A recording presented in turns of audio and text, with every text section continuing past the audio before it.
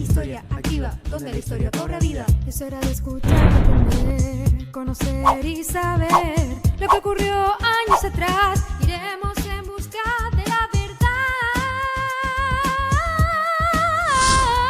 Historia activa, inicia bien tu día. Historia activa, conoce día a día. Historia activa, la historia que motiva. Historia activa, donde la historia cobra vida.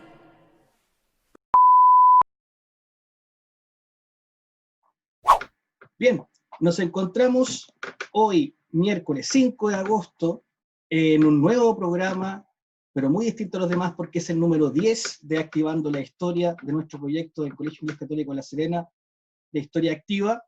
Y hoy tenemos también un invitado especial para una grata conversación sobre historia y lo que finalmente nos motiva a seguir con nuestros programas, y también agradecer a todos los invitados que han pasado por este programa dejándonos sus conocimientos, aprendizajes, reflexiones, etc. Voy a hacer un resumen rápidamente de los invitados que hemos tenido, porque como es el programa número 10, es muy especial para nosotros también como proyecto. Hemos tenido de lo local, ¿cierto?, al historiador Joel Avilés, a Francisco Spé y Frank Vicencio, que con ellos comenzamos estos programas. Luego Jorge Pinto y don Pedro Canales, Cristóbal García Huidobro, Guillermo Parvex, Joaquín Barañao, Sergio González, Joaquín Fermandois. Y hoy tenemos el agrado de contar con un historiador muy importante para nuestro país, quien ha contribuido con sus investigaciones. Actualmente es uno de los candidatos también a obtener el Premio Nacional de Historia 2020. También nos acompaña en esta ocasión todo el Departamento de Historia en conjunto. Tenemos a nuestro jefe de departamento, don Sergio Cordero, a la profesora Jimena Cortés, al profesor Rodolfo Carrasco, y quien también siempre nos acompaña y quien es parte de Historia Activa también, el profesor de Filosofía y Religión, Miguel Ángel Rosell. Y hoy nos acompaña el profesor Rafael Sagredo Aesa, historiador, editor, académico, investigador de la Universidad Católica de Chile, la Pontificia Universidad Católica de Chile, magíster en Historia, doctor en Historia, ambos en el Colegio de México, director del Centro de Investigación Diego Barros Arana. Ha desarrollado investigaciones sobre la economía en Chile, las ideas y prácticas políticas, historia de las mentalidades y la vida privada, además de la historia de la ciencia. Algunos libros: Historia mínima de Chile, de la colonia a la república, Historia de la vida privada en Chile junto al historiador Cristian Gasbori, la expedición Malaspina en la frontera austral, María Villa la Chiquila, Vapor al norte, Tren al sur, el proteccionismo económico con el historiador Sergio Villalobos. Profesor, bienvenido a nuestro programa número 10, quien nos enorgullece también su presencia, al igual que a todos nuestros colegas. Bueno, gracias Sebastián por la invitación al Colegio Inglés Católico de La Serena, y a disposición de todos ustedes para algo que nos apasiona, que es conversar de historia. Pues. Sin historia no hay vida. Así es, así es. Mire, profesor, voy a comenzar con una pregunta más bien general, que tiene que ver con principalmente quién es don Rafael Sagredo, de dónde nace el gusto por la historia. ¿Qué nos puede contar sobre usted un poquito, brevemente, como para ir iniciando nuestra conversación? Bueno, en estos tiempos soy un ciudadano chileno. En cuarentena, no en cuarentena, sino que limitado por la pandemia que nos afecta a todos. Yo soy un privilegiado porque francamente no he tenido enfermedades, no he tenido ningún problema con esto, y he podido dedicarme igual a escribir, a leer y a investigar, salvo por el acceso quizá a la fuente. Tengo una familia, mi señora Pilar, que es profesora de historia, 3 hijos, ya grandes profesionales, una nieta. Tengo un perro también, que trato de pasear cuando se puede. Y te diría que mi gusto por la historia empezó como ahí, como la primera conciencia, esto lo he dicho en otras oportunidades, la primera conciencia que tengo del gusto por la historia es cuando apareció la revista Mampato, a fines de los 60.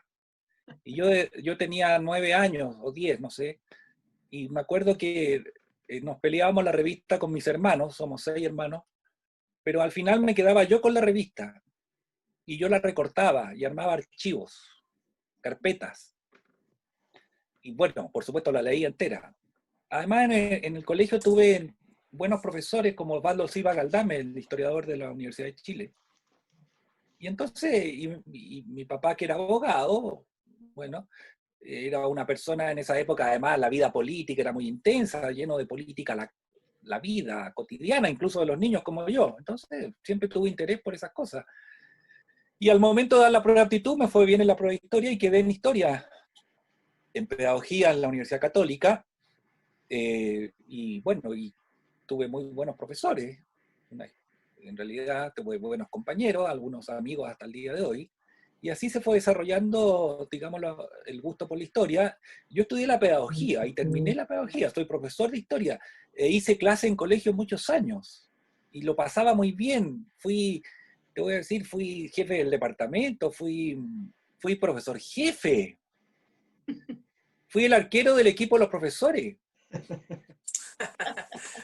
Pero bueno, y mientras hacía clase en el colegio, seguía en la universidad como ayudante, comenzándole, digámoslo así, la carrera universitaria.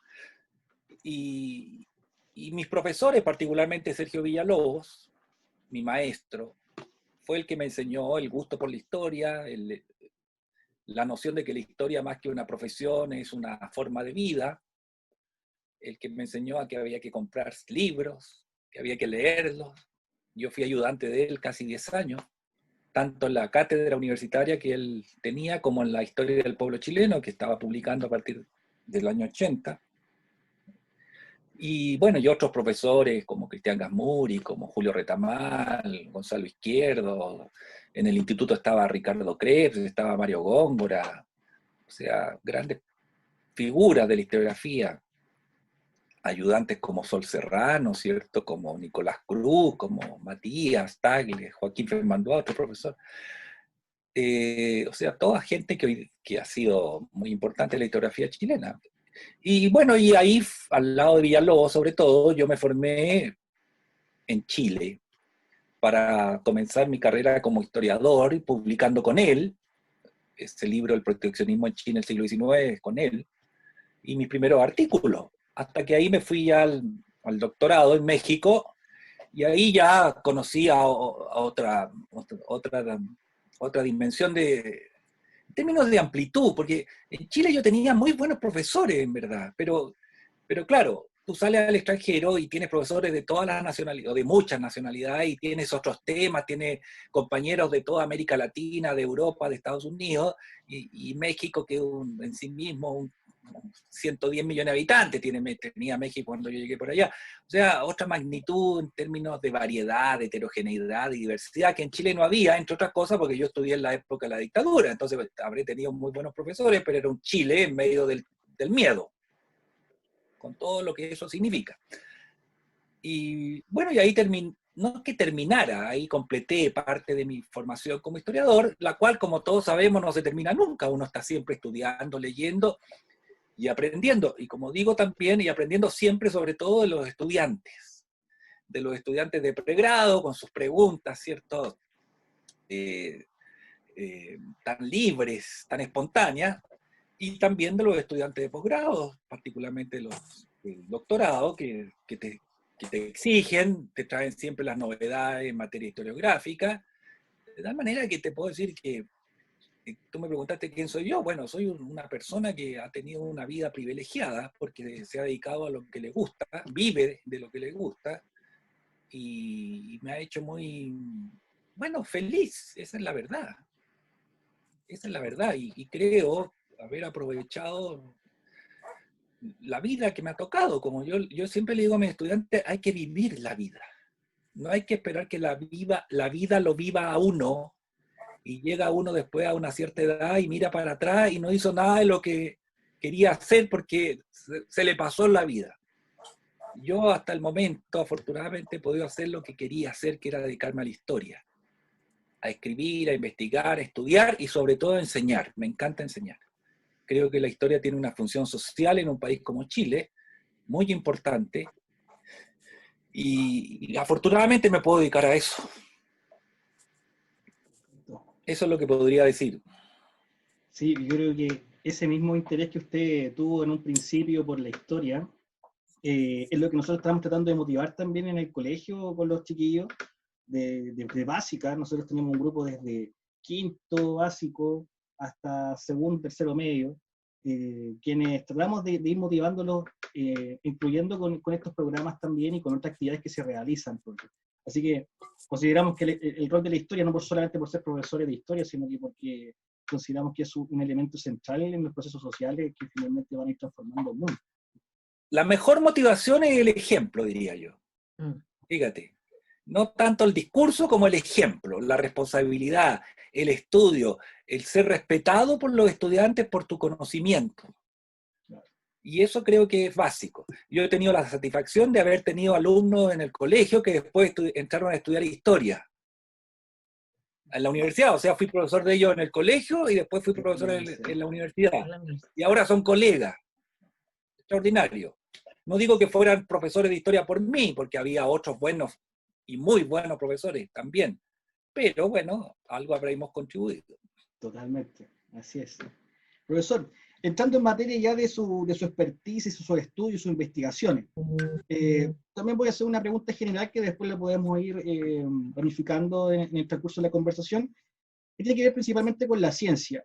¿Qué rol jugó la ciencia para la historia chilena y latinoamericana, en este sentido también, en la historia, profesor? ¿Cómo lo ve usted, o cómo lo ve usted, cómo lo plasma en sus libros? Bueno, muy importante. Tengo muchos libros, digo con colegas, porque algunos son en coautoría, en que hemos tratado de relevar, o sea, de destacar, de mostrar el papel del conocimiento científico y de los científicos en la formación de nuestra sociedad, en la constitución de nuestra nación, en el ejercicio de la soberanía por parte del Estado. Hemos querido dilatar lo considerado histórico, ampliándolo a personalidades que tuvieron, fíjate lo que les voy a decir, tuvieron la mala suerte de morirse de viejos, tuvieron la mala suerte de dedicarse toda la vida sistemáticamente a la investigación científica, en donde aparentemente no hay hechos extraordinarios, ¿cierto? No hay drama, no hay épica, pero hay un trabajo constante que acumulándose va constituyendo sociedades. Y eso es lo que uno aprecia al estudiar la historia de la ciencia y de las exploraciones y de los naturalistas que arribaron a América y por supuesto arribaron a Chile. Entonces tú tienes, que es el ejemplo que yo más he investigado, el caso de Claudio Gay o el caso de Ignacio de Domeyko, que estuvo ahí en la hoy día región de Coquimbo, ¿cierto? O el caso de Rodolfo Filippi, cuyos trabajos fueron fundamentales para la formación de lo que conocemos como Chile. O sea, piensa tú que Claudio Gay hace el primer mapa de Chile, que en realidad es un diseño del futuro de Chile, porque el mapa que hace Claudio Gay es un Chile que no existe, pero que va a existir. Hace la primera historia de Chile que le da un sentimiento, una idea de comunidad a esa nación, a ese grupo que se está formando después de la independencia. Y así podemos seguir, o sea, cuando uno analiza la historia de nuestros países, se da cuenta que todos los países, luego de la independencia, contrataron a algún científico europeo, porque no había acá, en Chile por lo menos no había. ¿Para qué? Para reconocer sus recursos naturales y darle viabilidad económica a las nuevas repúblicas. Pero en ese trabajo, ellos también estudian la historia, las costumbres, ¿cierto? Los usos, las formas, las prácticas de la sociedad. Y terminan pasando de la historia natural, como hace Claudio Gay, a la historia nacional. Bueno, y todo esto sirve para mostrar el valor de la investigación, el valor de la ciencia básica, en un país como el nuestro, en el que se invierte muy poco en ciencia básica, y en el cual además se cree que lo que importa no es la ciencia básica, sino que la ciencia aplicada, la utilitaria, ¿cierto? Y así nos privamos de investigar muchas cosas que son fundamentales porque son las cosas que nos dan densidad como sociedad, como pueblo. Son las cosas que nos proyectan. Está muy bien saber sumar, saber restar, saber leer, saber idiomas, todo eso está espectacular. Pero si no sabes para qué haces todo eso, a mi juicio tenemos un problema. Y yo pienso que la historia, las ciencias sociales y la humanidad tienen ese propósito, le dan sentido, representan, hoy día dirían, crean un relato que hace que las cosas tengan significado y por la cual nos proyectamos como comunidad. Profesor, disculpe, quizás para nuestros apoderados y para nuestros alumnos, ¿cuál fue el aporte de Ignacio Domeyko para la región de Coquimbo y, bueno, para el país? Bueno, mira, Ignacio Domeyko no fue un aporte para la región de Coquimbo, fue un aporte para Chile, porque fue un señor que sabía mineralogía, ¿cierto? Y fue traído para fundar una escuela de personas que se dedicaran a la minería, a formar, digamos, hoy día técnicos y profesionales. Entonces, eso fue fundamental en un país como Chile, que es un país minero, que lo ha sido desde tiempos muy remotos. De tal manera que Domeyko, junto con la formación de personas, de estudiantes, de profesionales, de técnicos, además recorrió todo Chile, exploró yacimientos minerales, ¿cierto?, a lo largo de la cordillera de los Andes. Terminó siendo rector de la Universidad de Chile, o sea, una persona que francamente hizo un aporte esencial, no solo en materia económica, al identificar recursos naturales, al formar personas que fueron capaces de reconocerlos y explotarlos, sino que además al crear, al organizar una forma de enseñanza universitaria que hizo posible la expansión nacional del siglo XIX, tan característica de Chile. Ahora, dentro de lo que, ¿no es cierto?, y lo que usted ha trabajado y ha investigado, y muy vinculado con lo que planteaba, ¿no es cierto?, Miguel, porque Gué, ¿no es cierto?, Domeyko y muchos otros de los investigadores, exploradores que llegaron en el siglo XIX, también vienen por el interés que tiene, ¿no es cierto?, el naciente Estado chileno, la naciente República de Chile, en explorar este territorio, en reconocerlo, ¿no es cierto?, en reconocer sus recursos, su potencialidad importante en la formación del Estado chileno. Entonces, de acuerdo a lo que usted ha trabajado en ese ámbito, ¿cuáles son los aspectos que usted destacaría desde el punto de vista de la naciente República Chilena y el interés que tienen los gobiernos de la época por dar esta importancia al ámbito científico y muy vinculado, y aquí viene un poco mi especialidad, el tema geográfico, ¿ya? Ah, bueno, claro, por supuesto, pero mira, aquí hay dos cosas. Una, este es un proceso que no es solo de Chile, es de América y es del mundo occidental. O sea, los científicos europeos salen al mundo porque es una ciencia experimental, es una ciencia empírica en donde hay que estar en el lugar in situ para describir especies o riquezas naturales, etc.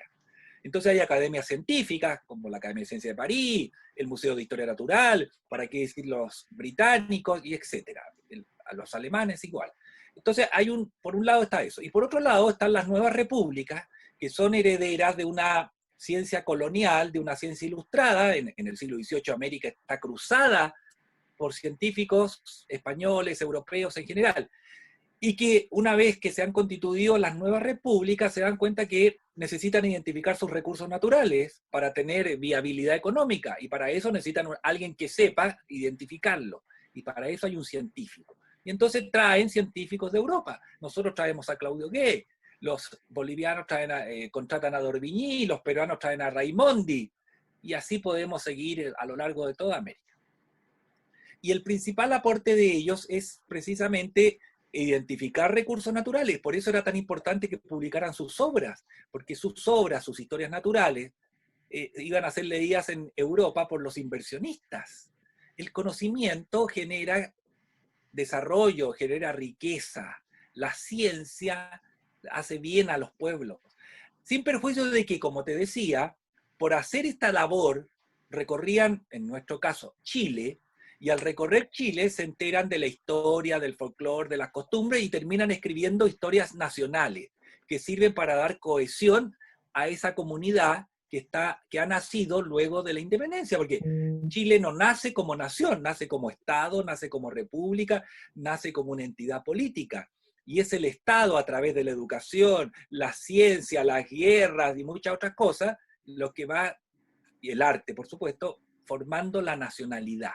Y en ese contexto, entonces, los científicos, como los nombrados, y otros más, el mismo Darwin está en Chile, ¿cierto? Humboldt, que nunca estuvo en Chile, pero escribió sobre Chile, Stephens y muchos otros, Pici, Pedro Lucio Cuadra, etcétera, son personas que también contribuyeron, como los políticos, como los intelectuales y como los militares, a configurar esta realidad que somos todos nosotros.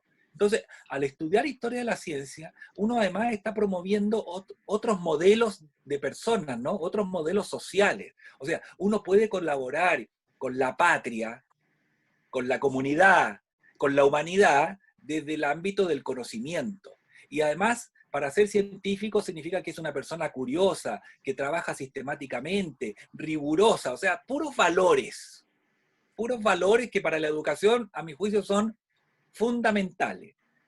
Claro, son vidas que no tienen esa espectacularidad de las cosas militares, ¿cierto? No firmaron ninguna constitución fundamental, no murieron en ninguna batalla, no lo atravesó ninguna bala, pero en su trabajo sistemático, acumulativo, generaron obras, conocimiento, riqueza, gracias a la cual estamos donde estamos. Esa es mi interpretación, digamos. Gracias. Profesor, igual. Hay una de las líneas investigativas que usted ha desarrollado asociada a la historia de las mentalidades. Bueno, y estábamos hablando entonces también de estos personajes importantes. ¿Qué tan complejo ha sido trabajar en esta corriente historiográfica relativamente nueva en nuestro país, por ejemplo? Bueno, mira, yo la historia de la mentalidad la aprendí, la comencé a conocer en Chile con mis profesores de la universidad, con los seminarios que comenzó a organizar la Fundación Mario Góngora.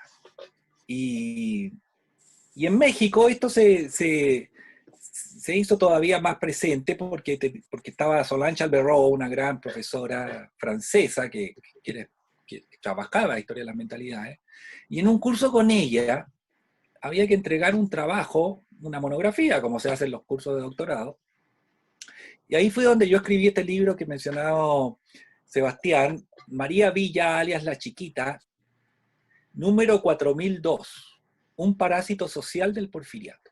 ¿Y cuál era la idea? Porque la idea era investigar a partir de la vida de una prostituta, asesina, drogadicta, etcétera, las razones por las cuales la sociedad margina a determinados sujetos, como en este caso ella, una mujer. Investigar también por qué ella, que era objeto de ese escarnio público, acepta eso. Y ahí está el concepto de mentalidad, o sea, esta idea, esta noción que circula en la sociedad, que es mayoritaria, que es predominante, y que hace estereotipo de las personas, de su condición, de su género, de su sexo, de su condición social, a tal punto que la propia persona se cree que es un marginal. Entonces, y esto lo hice utilizando todo tipo de fuentes, novelas, arte, legislación, fotografía y por supuesto la vida concreta, material de la chiquita. Entonces, la dificultad es sobre todo una vez que uno tiene claridad sobre lo que quiere hacer, que es, en este caso, estudiar por qué las personas se comportan de determinada manera, por qué las sociedades marginan y por qué marginan. Porque la marginalidad va cambiando. Hoy día hay personas que en su momento fueron marginales y hoy día no lo son, ¿cierto?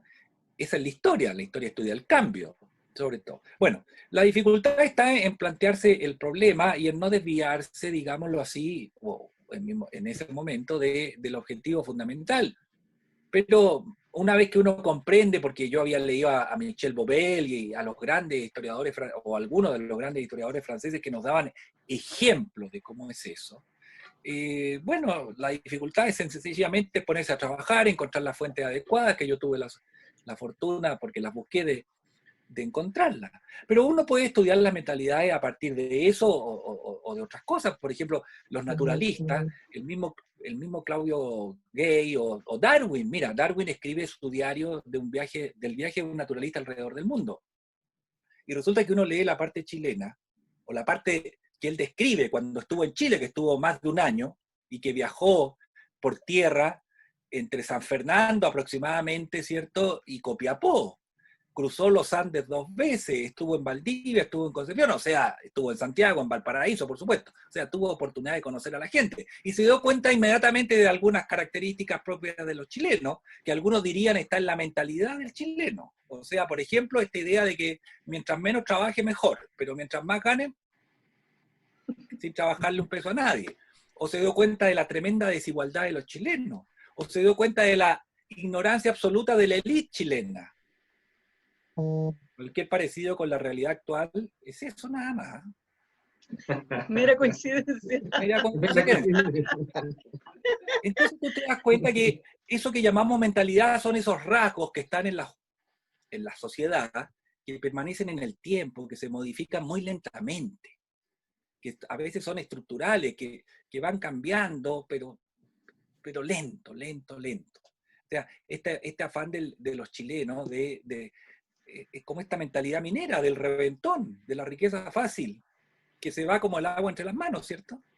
O esta idea de que el trabajo sistemático como que demora mucho, entonces mejor lo rápido, que por ejemplo nos hizo quedarnos con el desierto y de alguna manera renunciar a la Patagonia, ¿no? Que había que invertir un poquito más.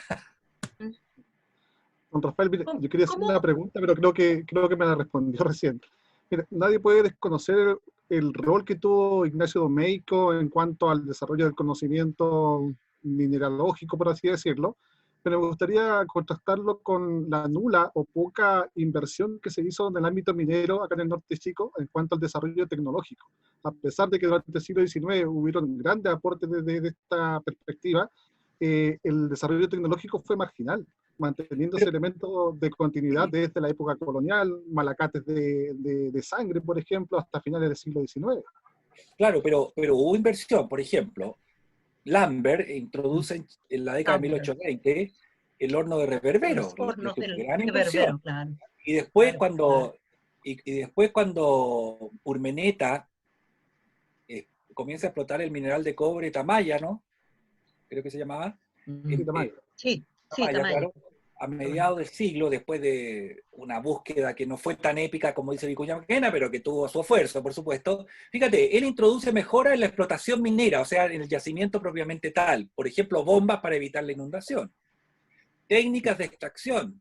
Introduce ferrocarril a vapor. Crea una fundición en Guayacán. Compra los barcos. O sea, monta un holding. Ahora, claro, esto es uno de los más llamativos. Pero lo que te quiero decir es que no hubo una introducción de técnicas de adelanto así masivo. Pero los que tuvieron el capital, y tuvieron el capital porque tuvieron mercados para exportar y recibir ganancias que invirtieron, sí introdujeron tecnología. No fue algo extendido a lo largo de todo Chile, fue focalizado en algunas actividades mineras, como por ejemplo la que te menciono y la del carbón en Lota. Después el salitre. Fue focalizado en la maestranza en los ferrocarriles y fue focalizado en algunas industrias, en Valparaíso, en Santiago, en Concepción, en algunos polos, sin que por eso hubiese industrialización. Pero algo de inversión hubo. Lo que pasa es que lo que no ha habido, y hasta el día de hoy no hay, es la idea de transformar esa materia prima básica en un bien, o con un valor agregado, y vender la cosa un poco más manufacturada que como lo hacemos. Y eso bueno, eso viene desde las colonias, si es que no, ¿me entienden? Hasta el día de hoy. Ahí tiene otro rasgo. ¿Por qué nosotros no, en vez de exportar el cobre así, en medio en bruto, no exportamos bienes manufacturados? ¿Por qué en vez de gastarnos toda la plata que generan las grandes empresas, como en su momento fue el salitre y el cobre, gastarla de una vez, no guardamos un fondo para la investigación a objeto de mejorar la producción de eso? Bueno, y ahí nos pilla ¿qué nos pilla? ¿Por qué no lo hacemos? Todos sabemos que eso sería mejor. Hay urgencia, hay prioridades, pero hay una forma de entender la vida en virtud de la cual pareciera ser que el conocimiento, la ciencia no nos atrae. Yo pregunto, ¿cuánto invierte el empresariado chileno en ciencia básica? En otros países eso es básico, es esencial para el desarrollo científico. En Chile, si no fuera por la agencia estatal, lo que fue el CONICIT, hoy día la Agencia Nacional de Investigación Científica y todo lo demás, no habría, o lo que hacen las universidades, con mucho esfuerzo, ¿no? Chile invierte una miseria en porcentaje de Producto Interno Bruto en ciencia. Ya no confiamos en el trabajo sistemático, en la innovación, en el valor agregado que podemos dar a las cosas. ¿Jiménez? Una de las grandes críticas que se hace hoy es que si hubiéramos tenido un mayor desarrollo científico, el tema de la vacuna contra el COVID y todo lo demás estaría mucho más avanzado y desarrollado, ¿no? Porque no es que seamos, oye, no es que seamos lesos, no es un problema de que son tontos los chilenos, no somos tontos. Pero esto cuesta. Claro, dentro diríamos, de las líneas que usted ha investigado y que obviamente nosotros hemos estado analizando, revisando, ¿no es cierto?, sus trabajos también, hay un tema muy interesante que dice relación con las temáticas de la delimitación de las fronteras políticas, ¿no es cierto?, cuando ya Chile se constituye en una república y en todo esto que implica para las ya nacientes repúblicas y el interés enorme en establecer claros límites y fronteras, ¿ah? Sobre todo a partir ya de 1830 en adelante, con todo lo que hace Portales y todo, ¿no es cierto?, después con el gobierno de Bulnes, etcétera, Montt, etcétera. Ahora, de acuerdo con aquello, usted también ha estado investigando todo lo relacionado, por ejemplo, con lo que significa nuestras fronteras políticas con los países vecinos. Entonces, que es un tema muy interesante, por ejemplo, la temática relacionada, ¿no es cierto?, con Bolivia, previo a la Guerra del Pacífico, ¿ya? Y los Claro. recursos allí, con la ley del guano y todo lo demás, y que tiene un trasfondo también de recursos naturales, de conocimiento del territorio, ¿ya? Así también, por ejemplo, lo que significa el que Chile tomara posesión en el Estrecho de Magallanes con la fundación del puerto de Fuerte Bulnes, porque geopolíticamente interesante, etcétera. Entonces la pregunta que yo le formulo es, de acuerdo a lo que usted ha estado investigando y conociendo las fuentes principales, ¿ya? ¿Cuál es, si Chile como Estado, ¿ya?, en ese momento va siguiendo un lineamiento desde el punto de vista geopolítico, ¿ya?, y con un criterio obviamente también integrando la investigación científica para poder delimitar a esas áreas geográficas que nos interesan y que luego nos llevaron posiblemente a la guerra y todo lo demás, como la guerra del Pacífico, el interés de Chile mismo por el Pacífico con la guerra contra la Confederación. Sí, bueno, mira, ¿qué te puedo decir? Una gran pregunta. El tema de las relaciones internacionales y del territorio en Chile es un tema tabú. Esto es lo primero que te voy a decir. O sea, yo me metí en esto porque desde la ciencia pasamos a ver esta ciencia aplicada a propósito de la frontera, y un proyecto que se llamaba Los Hombres de los Límites, y que era una historia de cómo los peritos fijaron el límite con Argentina en la cordillera de los Andes, los peritos de Chile y los argentinos. Y ahí me di cuenta que hay todo un tabú con todo esto, porque la gente, porque a raíz justamente de los conflictos de límites chilenos, que no son solo chilenos, en América Latina todos tienen conflicto, no es que seamos los únicos que tenemos conflicto. Bueno, se da la situación de que el Estado chileno, cualquiera que éste sea, en el sentido de cualquier gobierno que lo encabece, de derecha, de izquierda, de centro, todos tienen como un problema de reconocer que el territorio chileno tiene historia. Entonces se da la ridiculez de que todo un niño, cuando le pasa la llegada de los conquistadores europeos a Chile, le muestra un mapa del Chile de hoy, con frontera y todo, con territorio chileno antártico, cuando resulta que la Antártida recién se descubre y se consolida como conocimiento en el siglo XIX, pero ya ahí con Pedro Valdivia, en el trazado del viaje, Pedro Valdivia está el territorio. ¿Por qué? Porque se cree que si uno reconoce que el territorio tiene historia, va a tener menos argumentos frente a tu contradictor. Y se da la paradoja que los chilenos tienen la noción que desde 1810 en adelante, bueno, los chilenos y las chilenas tienen la noción de creer que de 1810 en adelante hemos perdido territorio como en la guerra. Y resulta que Chile ha ganado el doble de territorio desde 1810 a hoy. En 1820 y tanto, Humboldt hizo un cálculo de la superficie de los países latinoamericanos y Chile aparecía con 350.000 kilómetros cuadrados, que era lo que efectivamente tenía. A fines de siglo tenía 750.000, o sea, el doble de territorio. Tú dices, hubo una visión, ya, entonces partamos por eso. Segundo, hubo una visión geoestratégica. Bueno, mira, y aquí viene algo que a la gente no le gusta escuchar.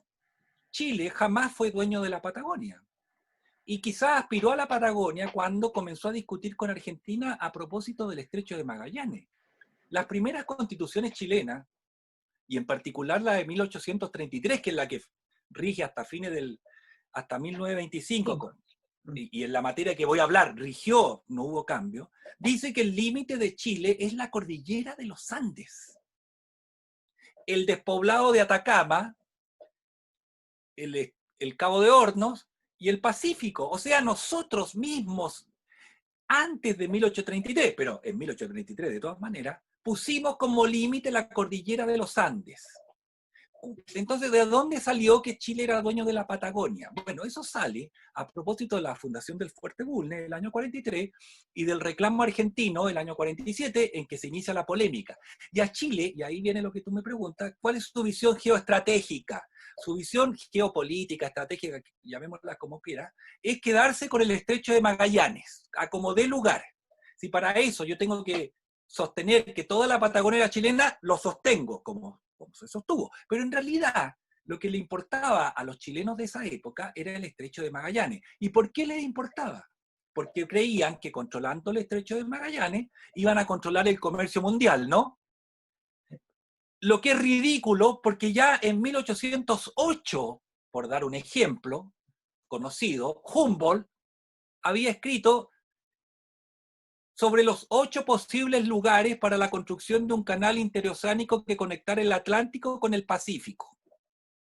Y esto lo escribió en el ensayo político sobre la Nueva España, lo escribió en los cuadros de la naturaleza, lo escribió en los viajes por las regiones equinocciales del nuevo continente y lo escribió en más de una carta. O sea, había muchas oportunidades para que la élite chilena conociera esta posición.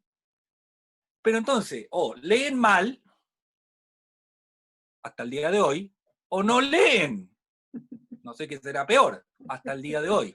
Y entonces se enfrascaron en una disputa con Argentina con el único propósito de tener la llave maestra, la fuente de la riqueza, cuando todos sabíamos que un estrecho entre el Atlántico y el Pacífico venía.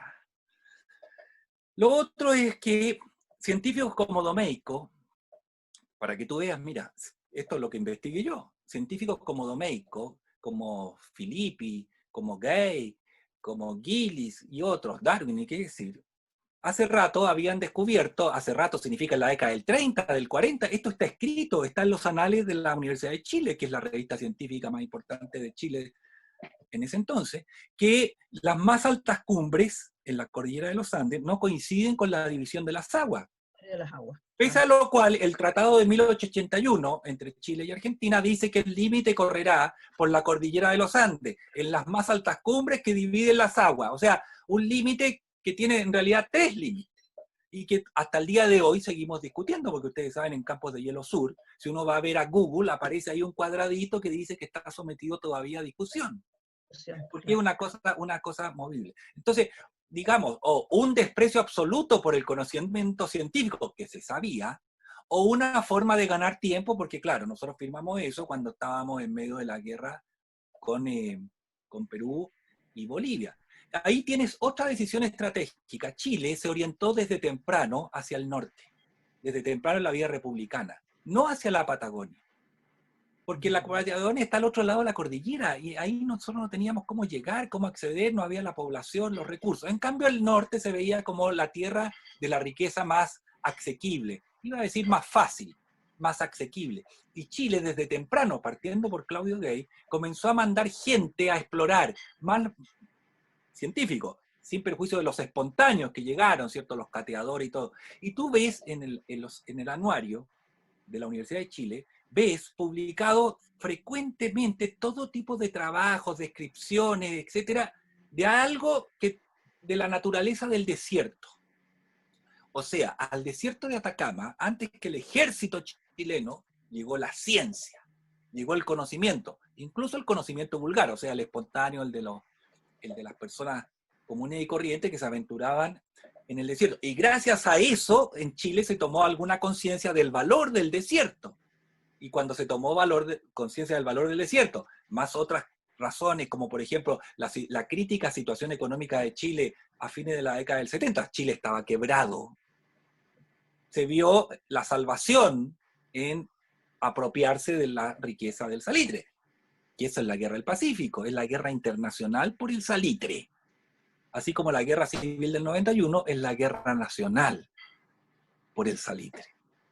Bueno, pienso que para el siglo XIX esas son las dos grandes visiones. Por un lado el estrecho y por otro lado el norte. Y para sostener eso en los conflictos, en las querellas de límites, por supuesto se recurre a la historia. Y se recurre a los antecedentes coloniales, a las determinaciones del Estado español. A eso mismo recurren los peruanos, los bolivianos y los argentinos en sus reivindicaciones frente a nosotros. Entonces es una cuestión de interpretación, pero al final es una cuestión política, porque por ejemplo, y a propósito de lo que tú me señalabas, Jimena, respecto a la Puna de Atacama, ahí, a pesar de que había un conocimiento, a pesar de que había peritos, científicos, se habían hecho trabajo y todo lo demás, los presidentes de Chile y Argentina decidieron tirar una raya, que es esa raya media geométrica, que todos conocemos ahí en la Puna de Atacama, y se dividió sin importar nada. Aquí se trataba de resolver el problema. Y como se recurrió a los embajadores norteamericanos en Argentina y en Chile, y en Estados Unidos basta ver los estados norteamericanos para ver que son formas geométricas, por eso sale esa línea. Bueno, quizás me extendí mucho. No, excelente. Geográfico, histórico. Yo fascinada. Bueno, y por supuesto la geografía es fundamental. Hicimos un libro con colegas, un colega José Ignacio González y José Compan, La política en el espacio, Atlas de las divisiones político-administrativas de Chile, 1810-1940. Lo encuentra, por supuesto está el impreso, pero está digital, está en la página web del Centro de Investigaciones Diego Barros Arana. Y ahí tratamos de mostrar la evolución territorial de Chile. O sea, cómo Chile se fue formando en su orden interno, o sea, todas las regiones, todas las provincias. Y esto no es texto, ¿eh? Estos son 300 y tantos mapas. Y ver cómo la sociedad, los intereses regionales y todo va influyendo en la formación de nuevas regiones, provincias, departamentos, municipios. Y ahí tú ves que sin geografía, o sea, no puede haber historia sin geografía, porque la historia se da en el espacio, y eso es geografía, medio, como quieran, y en el tiempo, por supuesto. Profesor, una consulta, ya que estamos hablando de ciencia y de estos grandes científicos del siglo XIX que de alguna manera generaron un gran aporte por nuestro país. La visita, por ejemplo, de Charles Darwin, ¿qué tanto impacta en Chile o en la historia de Chile? ¿Qué tan, digamos, aporte o, digamos, por el hecho de que estuvo Darwin, visitó varias partes de Chile, etcétera? ¿Qué aporte genera Darwin a Chile? Bueno, Darwin, tú sabes que recorre, el Darwin que viene en el Beagle, que es el barco que hace la circunnavegación al mundo, capitaneado por el capitán Fitzroy, es un geólogo, es un joven geólogo. Por lo tanto, en la medida en que es un joven geólogo, ya en el medio del Atlántico, en las islas de Cabo Verde, comenzó a observar las expresiones del movimiento de la corteza terrestre. Ni qué decir cuando llegó a la primera escala en América, que es Río de Janeiro, y ve el Corcovado, y ve todos esos afloramientos rocosos desde el fondo del mar, ¿no? ¿Para qué decir en la Patagonia hoy día argentina, en donde se ve claramente las terrazas que fueron aflorando, digámoslo así, desde el fondo del mar, o el mar retrocediendo, bueno, o las dos cosas. Entonces, él viene con una gran preocupación geológica que se va acrecentando a medida que viaja por América, y que cuando llega al estrecho no al estrecho de Magallanes, al Cabo de Horno, y observa el monte Sarmiento, y de ahí comienza a observar la cordillera de los Andes, está en éxtasis geológico. Por favor, lean el diario, todo lo que les digo está en el diario Darwin, que está en internet, en múltiples versiones y todo lo demás. Bueno, y ahí habla de la magnífica cordillera y todo lo demás. Y estando en Chiloé, le toca, mirando hacia el este, o sea, hacia la cordillera, una explosión, no una erupción, pero sí una explosión con fuego, y entonces él señala que debe ser uno de los tantos volcanes que hay ahí, de los cuales se sabe la existencia, por supuesto, y va reconociendo el terreno, y va reconociendo las terrazas, como se ve claramente, por ejemplo, en la Serena y Coquimbo. Ahí están las terrazas, ¿cierto? Desde el lecho del mar hasta el Estadio La Portada, supongamos, ¿no? Las terrazas que muestran la elevación del mar, o sea, del terreno respecto del mar. Por eso Darwin encontraba fósiles marinos en la cordillera de los Andes, porque alguna vez eso fue lecho, ya. Bueno, y estando en Chile, le escribe el 20 de noviembre, por ahí, en noviembre de 1834, le escribe a su hermana diciéndole, mire, he tenido mala suerte porque no me ha tocado ningún temblor ni nada que se le parezca. Bueno, y el 20 de febrero del 35 le toca el tremendo terremoto de Concepción, parecido al del 2010, 8,8, etc. Ahora, él como geólogo explora la cordillera de los Andes, y Chile, todo su territorio es cordillera de los Andes, en definitiva. Y por lo tanto, genera, fíjate, ¿sabes lo que hace? Y aquí respondo tu pregunta, me demoro, pero respondo. Elabora un mapa geológico de Chile. El primer mapa geológico de Chile, describiendo la composición de la cordillera de los Andes, describiendo la composición de América Meridional, y elabora un mapa geológico de Chiloé. Y además, esto todo lo publica. Y publica un libro que se llama Observaciones Geológicas en América del Sur, que nosotros reeditamos hace pocos años en la Biblioteca Nacional, con un prólogo que escribimos en conjunto con este gran geólogo Francisco Hervé, gran geólogo chileno. Y entonces, francamente, el aporte de Darwin es extraordinario. ¿Por qué? Porque hace un reconocimiento geológico de un país que es esencialmente minero.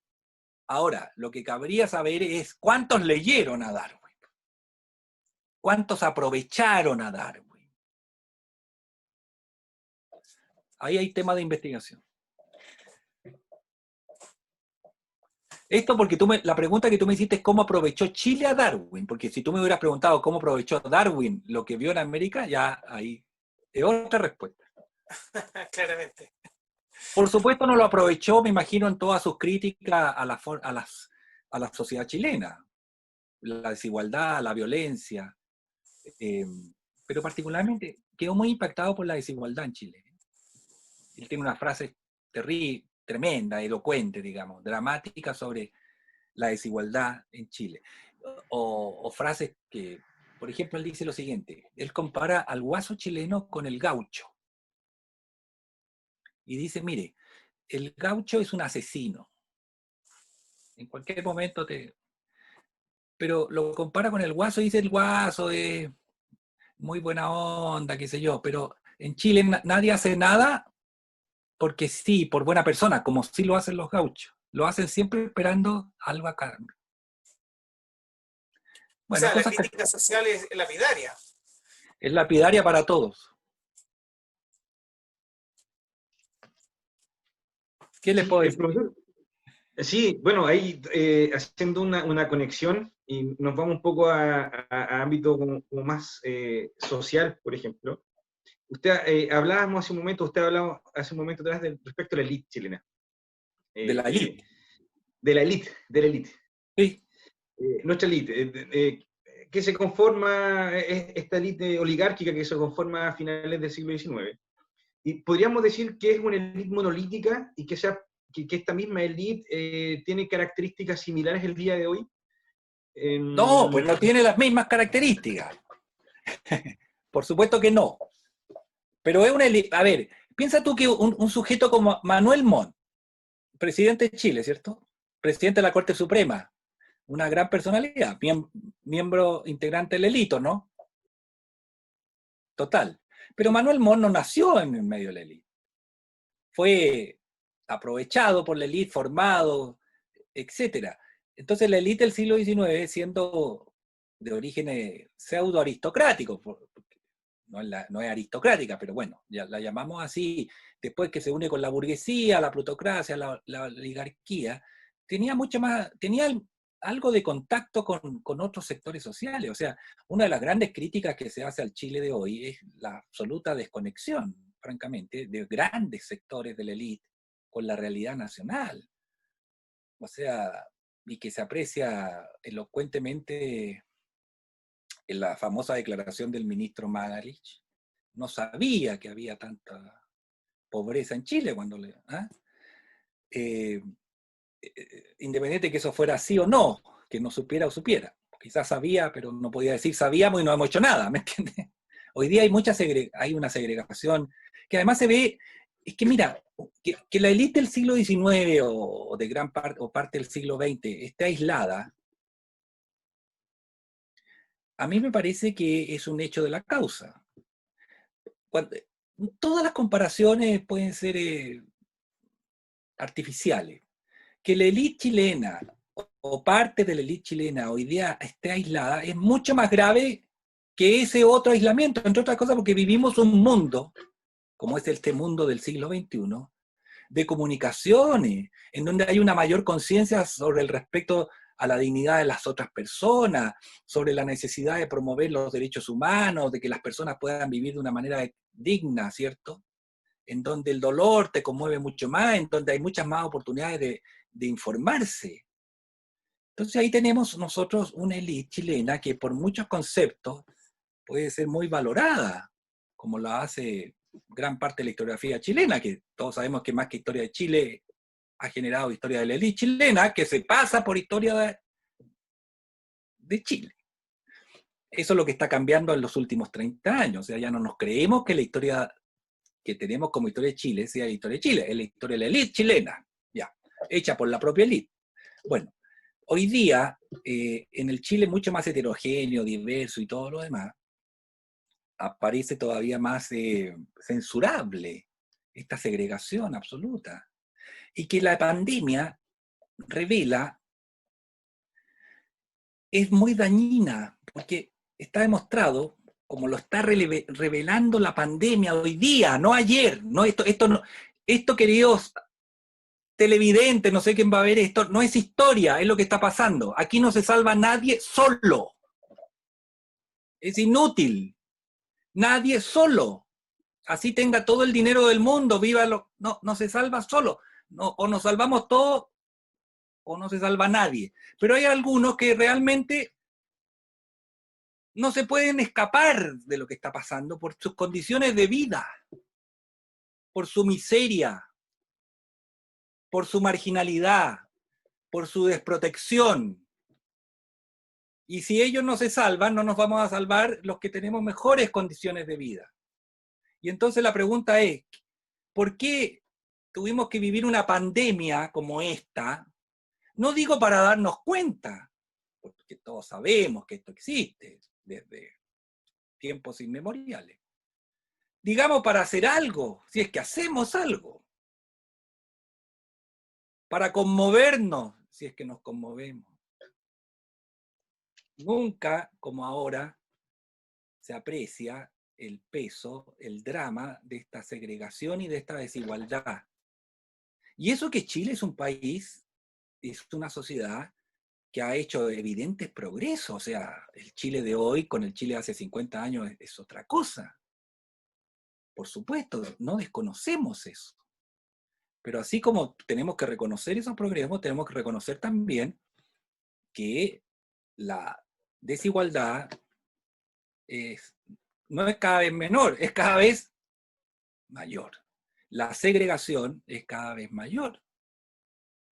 Y eso perjudica a la comunidad, la cohesión social.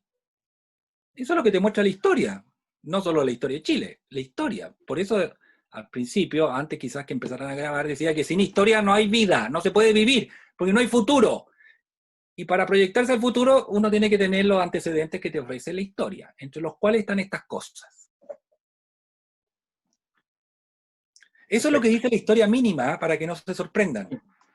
Para que quienes vean esto digan, oye, a este señor, ¿cómo invitan a este gallo? Esto está escrito en la historia mínima de Chile, que se publicó el 2014, que yo publiqué en México y en España, que lleva como 7 ediciones. Y en el colofón se advierte del descontento de la sociedad, de que el sistema no está satisfaciendo las necesidades, y de que hoy día con las redes sociales todo esto puede ser inmanejable. 2014. Sí. Don Tremendo Rafael. ahí, porque tremendo ese análisis, ¿no es cierto? Y respecto a lo que nos está ocurriendo hoy, pues. Como usted decía, no hay historia, sino está sucediendo hoy. Rodolfo. Sí, mire, hablando de élite, don Rafael, quisiera preguntar, ¿cuál cree usted que fue el rol de los capitales salitreros en la Guerra Civil de 1891? Ah, usted me está preguntando por la tesis de Hernán Ramírez Necochea. Balmaceda y su libro famoso, extraordinario, Balmaceda y la contrarrevolución de 1891. Exactamente, don Rafael. Una vez me preguntaron esto en un homenaje a Hernán Ramírez Necochea, organizado en la Universidad de Santiago el año 91. Y cuando di la respuesta, que es la misma que voy a dar ahora, me querían echar. Pero bueno, la historia es la historia, pues, ¿qué le vamos a hacer? Mire, esa tesis de Hernán Ramírez Necochea, a mi juicio, es equivocada. Porque él sostiene que Balmaceda fue un presidente que estaba pensando en la comunidad nacional, en los intereses nacionales, y que quiso nacionalizar las salitreras. Estoy resumiendo, estimados, para que no me critiquen por ser tan esquemático, no tenemos tanto tiempo. Entonces quiso nacionalizar las salitreras, hacerlas parte del Estado, a objeto de que la riqueza del salitre fuera distribuida a lo largo de todo Chile. Esa es la tesis esencial, y Hernán Ramírez Necochea cita un par de discursos de Balmaceda. Pero esa tesis no se sostiene en la evidencia histórica, porque Balmaceda jamás quiso nacionalizar las salitreras. En ninguna parte dice eso. Lo que sí dice que si el capital nacional es indolente, vengan los capitales extranjeros y exploten la salitrera. En la época de Balmaceda no existe la noción de que el Estado sea dueño de medios de producción, ¿me sigue? Por lo tanto, a Balmaceda ni siquiera se le ocurre. Balmaceda lo que más llegó como papel del Estado en la economía es a través de la construcción de ferrocarriles, como una forma de estimular. Como el siglo XIX ven el ferrocarril el gran símbolo del progreso, él creía que construyendo ferrocarriles por todo Chile, todo iba a mejorar. Entonces, yo no creo en el papel del imperialismo inglés. O sea, no es que no crea, porque si yo lo pudiera demostrar, creería en eso. Pero como no se puede demostrar.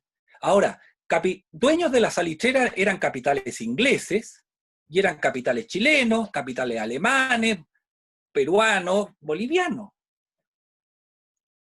Lo que pasó fue lo siguiente. En Antofagasta, en Tarapacá, por ejemplo, el Estado peruano había nacionalizado las salitreras antes de la guerra, con el objeto de hacer recursos económicos, hacer caja. Y había entregado a los dueños de las salitreras bonos, papeles, que algún día podrían cobrar. Viene la guerra y los dueños de esos bonos dicen, bueno, ¿qué vamos a hacer aquí? Porque si gana la guerra Chile, no me va a reconocer los papeles, ¿no? Bueno, y ganó la guerra Chile. Y los dueños de los bonos empezaron a tratar de vender sus bonos a algún comprador inocente, que fue John Thomas North, que no era tan inocente, sino que empezó a comprar los bonos a un precio muy barato, pensando o apostando a que el Estado chileno sí los iba a reconocer. Bueno, y el Estado chileno sí los reconoció. Balmaceda, pues. Entonces, por eso él queda como el dueño del salitre. Y tuvo sus encontrones con Balmaceda, pero por otras razones, no necesariamente por esto. No por la propiedad, en realidad. O sea, Ramírez Necochea, gran historiadora, historiador marxista que utilizaba como elemento teórico, ¿cierto?, el materialismo histórico. En este caso, fuerza su tesis, porque a mi juicio no hay antecedentes históricos para esto. Ahora, lo que sí ocurrió, y que quizás es todavía más grave, y lo dice Luis Ortega en su libro Chile en ruta al capitalismo, es que la medida tomada por Bolivia de poner un impuesto a la compañía de salitre de Antofagasta, que era de capitales chilenos también, era una medida que no afectaba a los intereses de Chile, sino que afectaba a los intereses privados de los dueños de la compañía, ¿me siguen? Y lo que hizo la compañía y sus capitales fue transformar una causa privada en causa nacional. Con mucho éxito, con campañas de prensa. Pero una campaña que tiene éxito, entre otras cosas, porque, como les expliqué hace un rato, Chile está al borde de la quiebra a fines de la década del 70. Y entonces apropiarse del salitre se ve como algo positivo. Y como ya en la guerra contra España, a mediados de la década del 60, se había demostrado el potencial que tenía recurrir al honor nacional para movilizar, aquí ocurrió lo mismo. Y se presentó esto como un atentado contra la integridad nacional, el honor nacional y todo lo demás, por el desconocimiento de Bolivia de el tratado que le impedía fijar impuestos por un determinado número de años sobre las exportaciones de salitre. Tema apasionante. Pero ustedes fíjense, ahí hay otro tema medio tabú, porque de la guerra del Pacífico en Chile no se habla mucho, como que nos sentimos culpables de haber ganado la guerra. ¿Se han fijado? Que en Perú uno va, yo que voy casi todos los años, y todos los años aparece un libro nuevo, una fuente nueva que explica la guerra. En Chile aparecen libros con las medallas de los militares, los uniformes, las espadas, los objetos que usaban, y eso se colecciona, y hay un mercado muy importante para ese tipo de cosas, pero no aparecen historias analíticas, historias que expliquen, porque esa es la historia no es narrar solamente. Uno tiene la necesidad de narrar, pero tiene la obligación de explicar. Y en Chile, lo último sobre la guerra del Pacífico debe tener ya, ¿qué?, 60 o más años, no sé. Así como estudio histórico, analítico, comprensivo, interpretativo, basado en fuente. Porque en fuente quiere decir que cuando yo interpreto y ofrezco una interpretación, esa interpretación, que para mí es historia, tiene que estar sustentada en fuente, en vestigio, en comillas, la verdad, en los hechos. Profesor, ya que usted mencionó al hermano país de Perú, bueno, yo viajo constantemente también a Perú, y he tenido la posibilidad de leer, por ejemplo, este libro A 10 centavos del salitre, algo de la historia del Perú, y en realidad, no sé, por la historia que cuenta en el Perú en relación con la guerra del Pacífico y la que se cuenta de Chile en dos versiones, se hace tan diferente, y en uno de lo que ellos argumentan muchísimo, que dice, no, lo que pasa es que Chile siempre fue ayudado por Inglaterra en la guerra del Pacífico, por eso ellos, bueno, aducen de que Chile no estaba peleando solo contra Perú y Bolivia, sino que detrás de Chile estaba Inglaterra. ¿Qué hay de cierto en eso? Mire, hay una guerra diplomática, sobre eso hay algunos artículos. Hay una guerra diplomática por lograr el apoyo de las potencias, particularmente Inglaterra, una guerra por lograr pertrechos, por ejemplo, ¿no?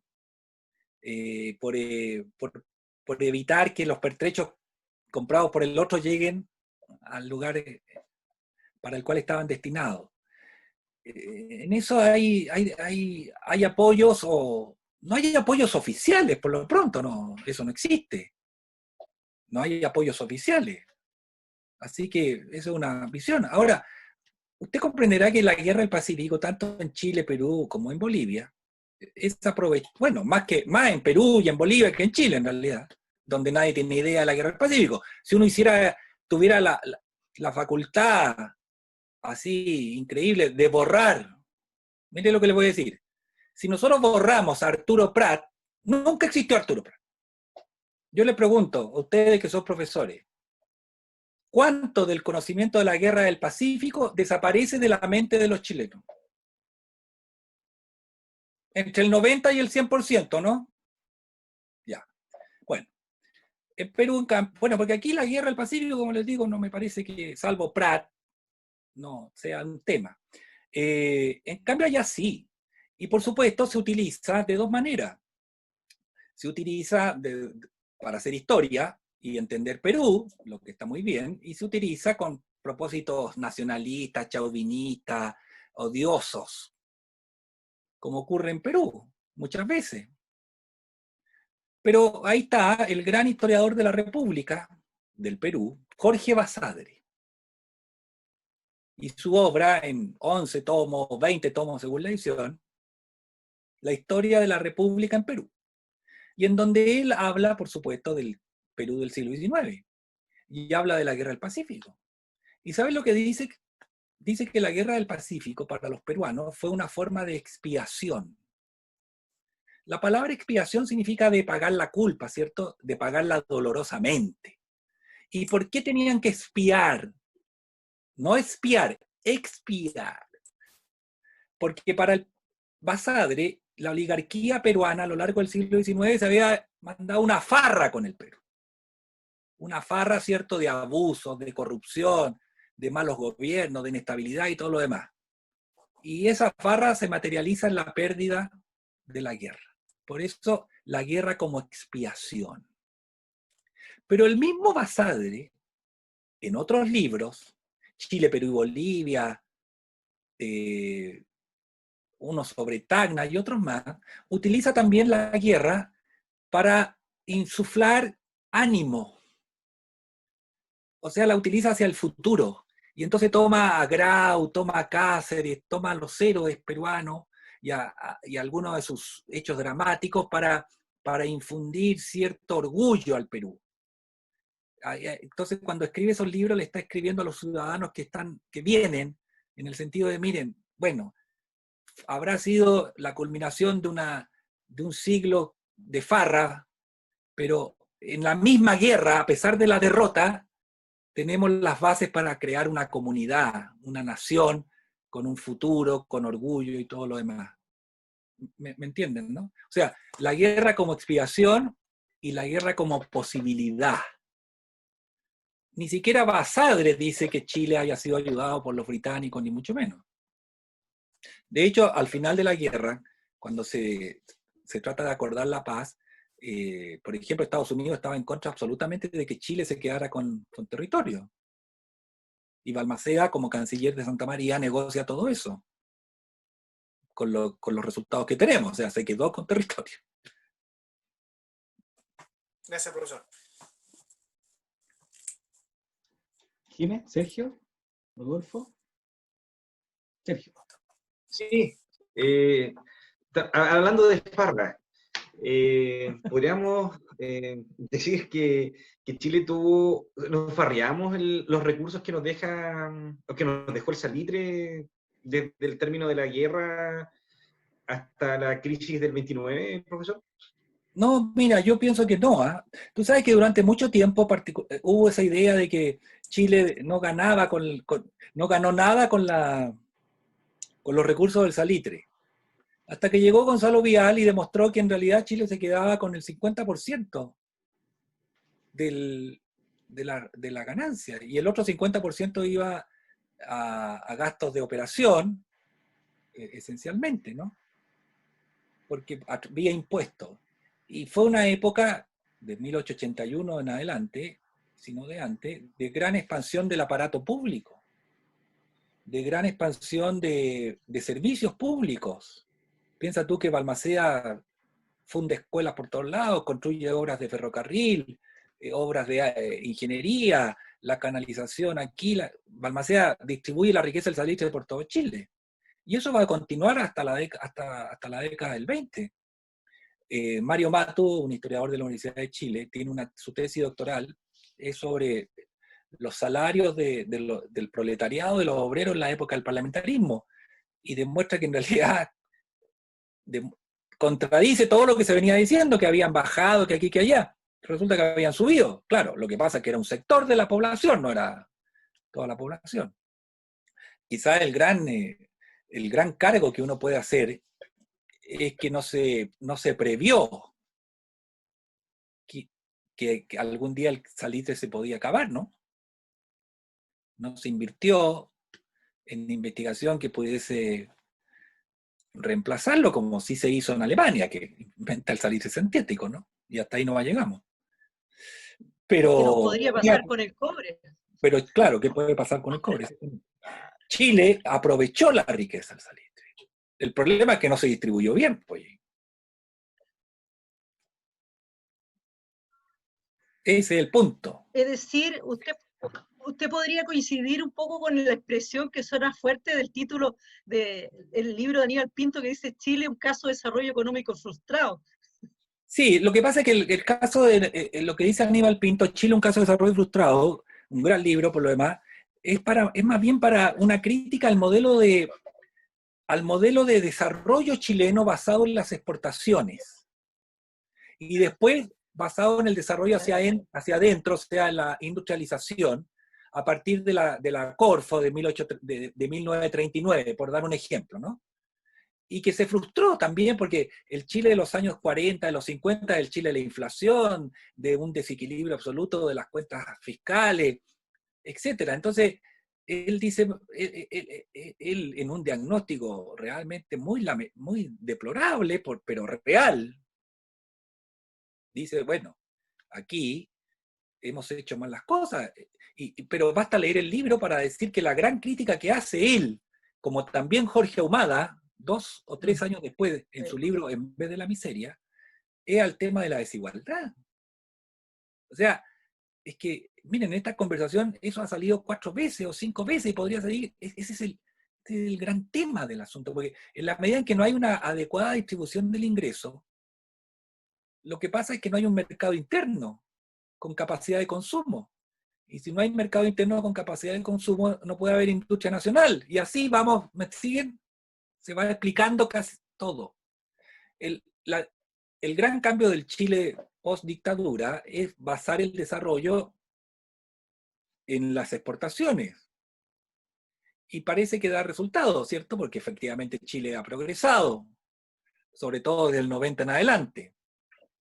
Pero el tema de la desigualdad sigue ahí. ¿Ah? Hoy día se discute a propósito del 10%, a propósito del impuesto a los ricos, y así. Y entonces empiezan a salir cosas que la gente más o menos sabe, pero que ahora se difunden ya ampliamente. O sea, aquí en Chile, ¿cierto? Los más poderosos, los más ricos, tienen una tasa de impuestos mucho menor que cualquier país de la OCDE. Y todos nosotros, los profesionales, sencillos, la clase media que llaman, y para qué decir, todos pagamos el mismo IVA, que es un impuesto indirecto, ¿cierto? En donde no importa la riqueza, pero que cosas de esa naturaleza. o siempre hay una ley que parece que beneficia a todos, pero siempre hay un detallito, lo que llaman letra chica, que hace que cambie y que se acomode.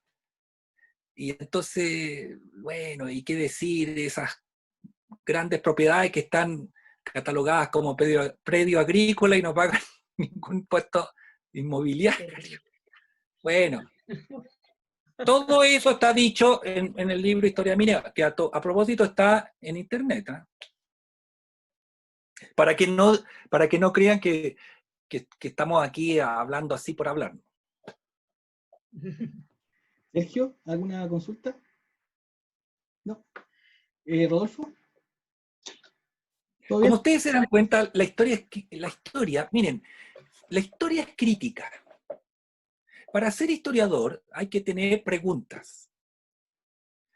Hay que ser crítico, no en el sentido de criticar y encontrar todo malo, no, en el sentido de tener curiosidad, de cuestionarse lo convencional, de cuestionar los mitos. Solo así se progresa, solo así hacemos una contribución. Claro. O sea, el conformismo en este caso no sirve para nada. La historia no está para legitimar personas, empresas, instituciones, países, ni para prestigiar tampoco. La historia está para explicar, para comprender.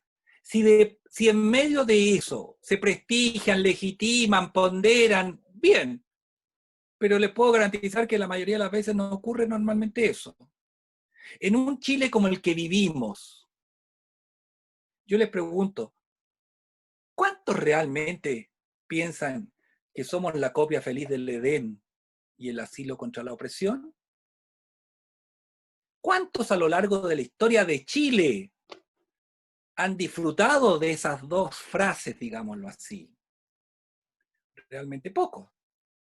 Y por eso la historia a veces cae en el desprestigio o en el desgano social, porque por un lado se enseña y se muestra una historia tan edificante, tan glamorosa, tan gloriosa, que no tiene nada que ver con lo que el sujeto hoy día vive como realidad, y que no es muy alejada, en muchos casos, lamentablemente, de lo que ha vivido la gran mayoría de la población que habitó este país que se llama Chile, reconociendo, sin embargo, los grandes adelantos que hemos hecho, los grandes progresos, que sin embargo hoy día se ven muy cuestionados por una realidad como la pandemia, que nos puede hacer retroceder décadas, ¿no? Y que nos pilla más o menos desolados. ¿Por qué? Porque hemos organizado la sociedad de una manera tal en que un gran porcentaje de nuestros compatriotas vive de una manera para la cual es imposible enfrentar el desafío que impone esta pandemia. Exactamente. Profesor, en honor al tiempo, hoy día hemos conversado de historia, de ciencia, de economía, de geografía, y hemos conversado gratamente con el profesor, historiador Rafael Sagredo Báez. Una pregunta que le realizamos a todos nuestros invitados, que tiene que ver principalmente en cómo, y de hecho me uno a lo que usted acaba de comentarnos, ¿verdad? ¿Cómo nosotros podemos motivar a nuestros alumnos dentro de la enseñanza de la historia, ¿cierto? Al tema de la crítica constructiva, la crítica de investigar, ¿cómo motivarlos con la historia, profesor? Sé que al principio nos dio varios atisbos de eso, pero ahora un mensaje directo a nuestros chiquillos que están viéndonos hoy, a nuestros apoderados también, para que nos ayuden en ese sentido. Bueno, para los chiquillos, primero, como dices tú, la historia te hace más persona. ¿Por qué?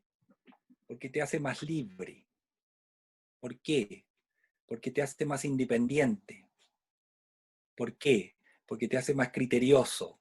¿Por qué? Porque te ofrece antecedentes para pensar, para enfrentar los desafíos de la vida, de tu contemporaneidad. En la historia vas a encontrar siempre un antecedente, algo que te orienta. No es que te vaya a permitir adivinar, no es eso. Pero sí te permite tener criterio, conocer experiencias. Y por conocer experiencias, tú decidir, tú juzgar qué es verdadero, qué es falso, qué es cierto o qué no. Tú ser persona que decide. Para los padres, que pueden pensar que la historia es una cosa romántica, un pasatiempo. Bueno, sin historia no se puede vivir. Sin historia no hay futuro. Sin historia no hay comunidad. Basta que lean el libro de Vargas Llosa, El hablador. O hablen con un neurocirujano y pregúntenle qué significa una persona sin memoria.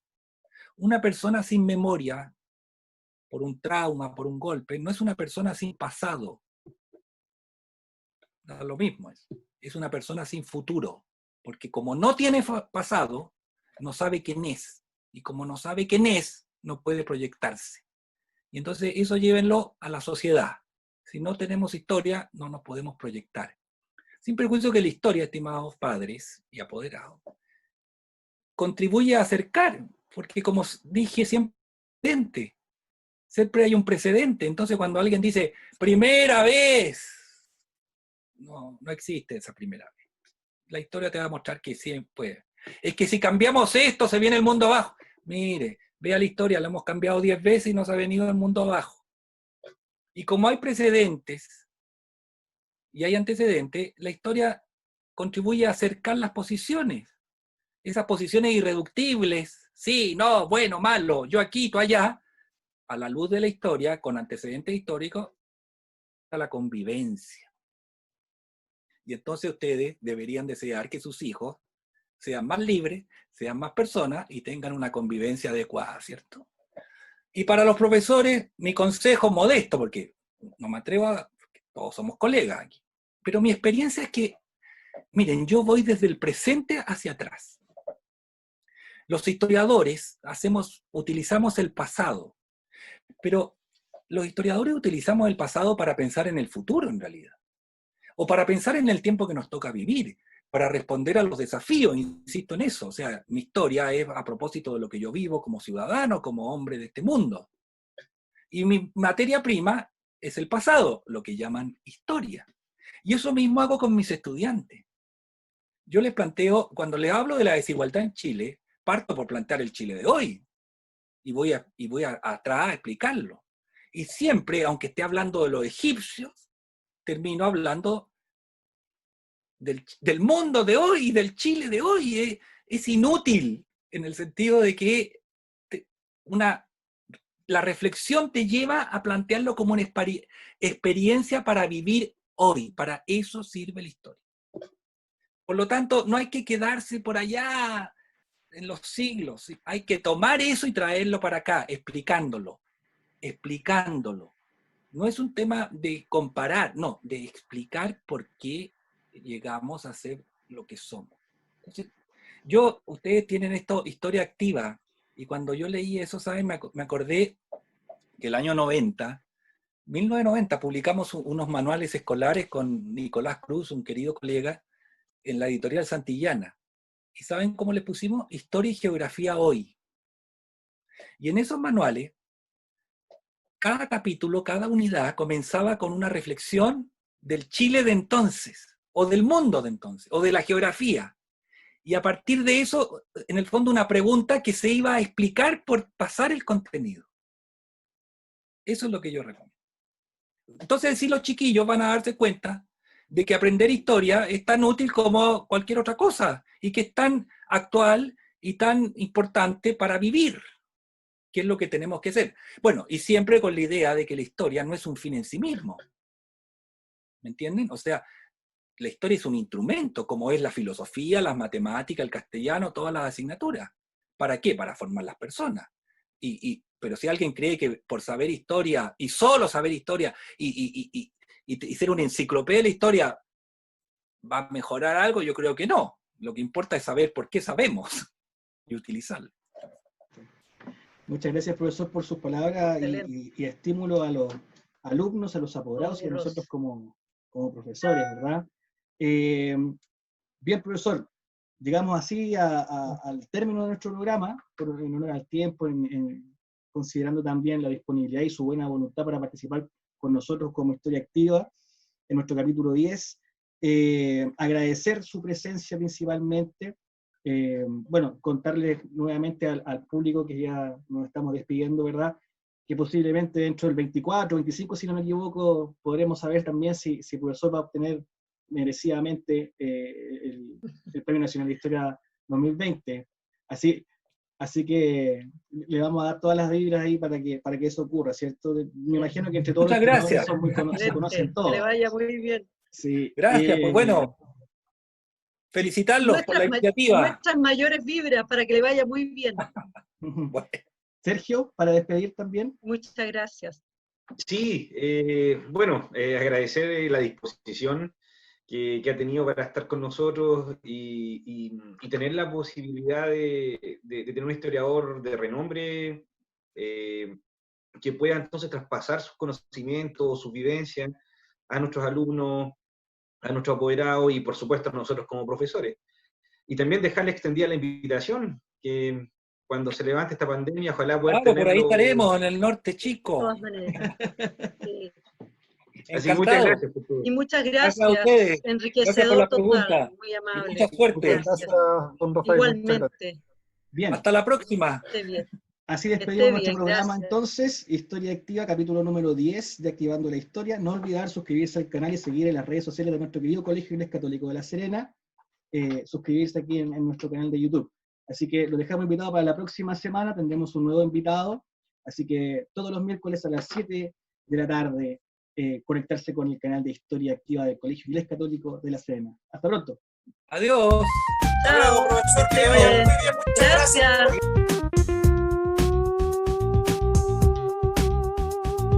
Historia activa, inicia bien tu día. Historia activa, conoce día a día. Historia activa, la historia que motiva. Historia activa, donde la historia cobra vida.